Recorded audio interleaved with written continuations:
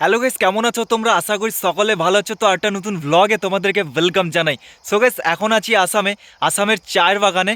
আর আজকের ভিডিওতে আমি তোমাদেরকে দেখাবো চা বাগানটা ঘুরে ঘুরে, তার সাথে চা গাছগুলো ছোট থেকে কীভাবে বড় হয়ে ওঠে, চা চাষের পদ্ধতি, কি ওয়েদার লাগে, আর এই চা গাছ থেকে কীভাবে চা তৈরি হয়। তো পুরো এই ভিডিওতে আমি তোমাদেরকে বলবো আর দেখাবো ঘুরে ঘুরে। তো চলো ভিডিওটা শুরু করা যাক। আর গাইস, এখন বাজে 4:30টার মতো। আর পেছনে দেখো, মানে একদম ঘন কুয়াশা টাইপের হয়ে গেছে। দেখো পেছনটা পুরো ঘন কুয়াশা টাইপের হয়ে গেছে। মানে এখানকার ওয়েদার সত্যি গাইস একদম অসাম ওয়েদার, ঠান্ডা ওয়েদার। আর সত্যি গাইস, ঠান্ডা ওয়েদার ছাড়া কিন্তু চা গাছ একদম চা চাষ হয় না এখানে। তো এবার প্রথম কথা হচ্ছে এই গাছগুলো কীভাবে চাষ করা হয়, মানে চা চাষের পদ্ধতি। দেখো, চা চাষের পদ্ধতি মেন হচ্ছে যেটা ডিপেন্ড করে সেটা হচ্ছে ওয়েদার। আর এই চা গাছের জন্য উপযুক্ত ওয়েদার হচ্ছে উষ্ণ আর্দ্র ওয়েদার, না ঠান্ডা না গরম। আর সেই কারণে এখানে ঠান্ডা ওয়েদারের কারণে এই চা গাছগুলো মানে জন্ম নিয়েছে, বা যাই হোক চা চাষ এখানে সম্পূর্ণভাবে হয়। তার সাথে এই মাটিটা ম্যাটার করে। এবার মাটি যেটা হয় বালু মাটি, মানে দোআঁশ মাটি, মানে শোষণ ক্ষমতা যে মাটির বেশি, তো সেই মাটি এখানে ব্যবহার করা হয়।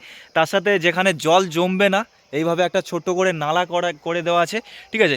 তো এরকম একটা ব্যাপার আছে। আর মাঝখানে দেখো, ডাইরেক্টলিভাবে সূর্যের যে তাপটা ডাইরেক্টলিভাবে চা পাতার উপর যাতে না পড়ে, সেই কারণে কিন্তু এরকম বড় বড় গাছ লাগানো আছে মাঝে মাঝে, ঠিক আছে।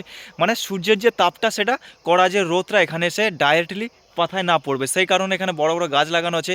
আর তারপরে ব্যাপারটা হচ্ছে কি, এই যে চা বাগান, এত বড় চা বাগানকে নজর রাখার, মানে লক্ষ্য নজর করার জন্য তো কর্মীর প্রয়োজন। তো সেই কারণে এখানে বস্তি করা আছে, যারা আদিবাসী সম্প্রদায় তাদেরকে এখানে নিযুক্ত করা আছে। অনেক মানুষ এই চা বাগানে কাজ করে, পরিচর্যা করে গাছগুলোর। তো এবার ব্যাপারটা হচ্ছে কি, যে এই গাছগুলো কতদিন ধরে চা পাতা দেয়। এবার এক একটা গাছ আছে 50-60 বছর ধরে চা পাতা দেয়। এবার কোয়ালিটির উপর ডিপেন্ড করে, কিছু কিছু গাছ যেখানে 100-150 বছর ধরেও চা পাতা দেয়, ঠিক আছে। মানে একটা বাগান থেকে 100-150 বছর ধরে চা পাতা পাওয়া যায়, আর যেখান থেকে চা তৈরি হয়, ঠিক আছে।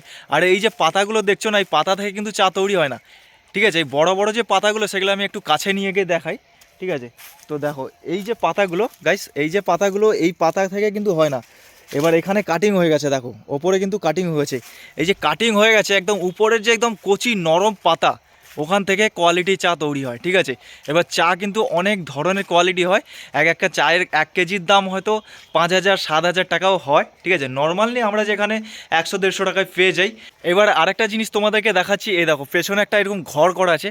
কারণ এই ঘরগুলো এই কারণে করা আছে, কারণ এখানে তো দেখো রোদ, অনেক সময় এত রোদ উঠে, সেই কারণে এই যে শ্রমিকরা কাজ করে এই বাগানের মধ্যে, তো তারা এই রেস্টের জন্য এইরকম মাঝে মাঝে একটা করে ঘর করা আছে। আর ওইদিকে একটা ঘর করা আছে, ঠিক আছে, ছোট্ট করে একটা ঘর করা আছে। তো এরকম একটা ব্যাপার। তো চলো আরও কিছু দেখা। তো গাইস, তোমাদেরকে একটা জিনিস আমি দেখাই। এই যে বাগানটা দেখতে পাচ্ছ, এই বাগানটা রিসেন্টলি কিন্তু পাতা তোলা হয়েছে, মানে কাটিং করা হয়েছে, ঠিক আছে। আর এই পাশের বাগানটা দেখো, এই যে বাগানটা, এই বাগানটা দেখতে পাচ্ছ। হয়তো তোমরা ভাবছো গাছগুলো মরে গেছে বা কেটে দেওয়া হয়েছে, এরকম কিছু নয় গাইস।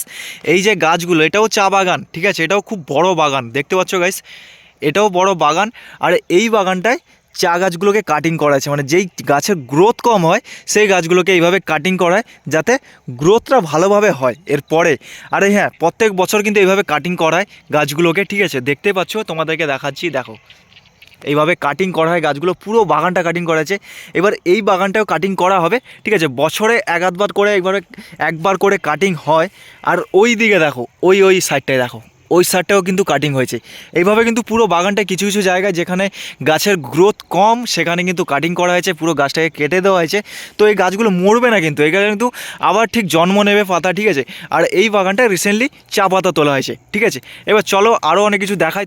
তো গাইস, এবার কথা হচ্ছে কি, যে চা গাছগুলো কাটিংয়ের পর আবার যখন নরম কচি পাতা গজাবে, তো ওই পাতাগুলো কিন্তু শ্রমিকদের নিয়ে কাটিং করে কোম্পানিতে নিয়ে যাওয়া হয়। তারপরে ওখানে কোম্পানিতে চায়ের প্রসেসিং করা হয়, মানে যেখানে ফাইনালি যে চা তৈরি হয় সেই প্রসেসিংটা কোম্পানিতেই করা হয়, এখানে কিছু করা হয় না।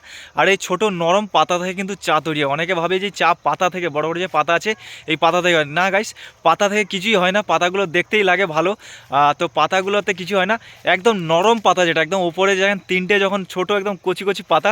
বর্তমানে এই বাগানটা কাটিং হয়ে গেছে, তো দেখাতে পাচ্ছি না, যদি থাকতো আমি দেখাতাম। তো এবার ওখানে গিয়ে প্রসেসিং হয়।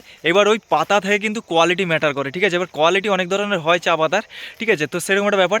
আর এই আসামের অধিকাংশ বাগান কিন্তু সরকারের হয়, মানে গভর্নমেন্টে, আসাম গভর্নমেন্টের হয়। আর কিছু চা বাগান, কিছু কিছু চা বাগান প্রাইভেট কোম্পানিরও আছে। যেমন এই বাগানটা প্রাইভেট কোম্পানির, এটা কোনো গভর্নমেন্টের নয়, ঠিক আছে। আর এই আসাম কিন্তু চা বাগানের জন্য ফেমাস, চায়ের জন্য ফেমাস।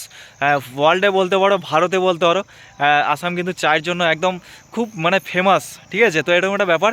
আর এই চা বাগানের মধ্যে কিন্তু বাঘও বেরোয়, মানে এখানে চা বাগানে যে চা বাগানিরা থাকে, তো ওরা বললো যে তুমি বেরিয়ে যাও। তো বাগানের মধ্যে কিন্তু বাঘটাঘও থাকতে পারে, তো এই কারণে আমরা বেরিয়ে যাব এখন, ঠিক আছে। আমি একা এসেছি আর সন্ধ্যা হতে চলেছে। গাইস, তোমাদেরকে আরও একটা জিনিস দেখাবো, যেটা হচ্ছে কি চা গাছের ফুল। হ্যাঁ, চা গাছের ফুল, চা গাছের বীজ। হ্যাঁ, অনেকে হয়তো জানো না এই ব্যাপারটা, যে চা গাছেরও কি ফুল হয় বা দেখেছো নাকি জানি না, বাট আজকে আমি তোমাদেরকে দেখাবো চা গাছের ফুল, চা গাছের বীজ, ঠিক আছে। তো চলো গাইস, এটা হচ্ছে কিন্তু চা গাছের ফুল, ঠিক আছে। এই ফুল থেকে কিন্তু বীজ তৈরি হবে। শুধু এই গাছটাতে নয়, কিছু কিছু গাছে হয়ে গেছে, কারণ এই গাছগুলোর বয়স হয়ে গেছে, তো এই কাটিং হবে, দেখো এখানেও হবে। আর এই ভিডিওটা যদি একটু ভালো লাগে না গাইস, একটা লাইক করে দাও, চ্যানেলটাতে নতুন হতে সাবস্ক্রাইব করে দাও। আরও ভালো ভালো ভিডিও আসতে চলেছে আমার চ্যানেলে। তো চলো দেখা হচ্ছে আর একটা নতুন ব্লগে। তো ততক্ষণে বাই বাই।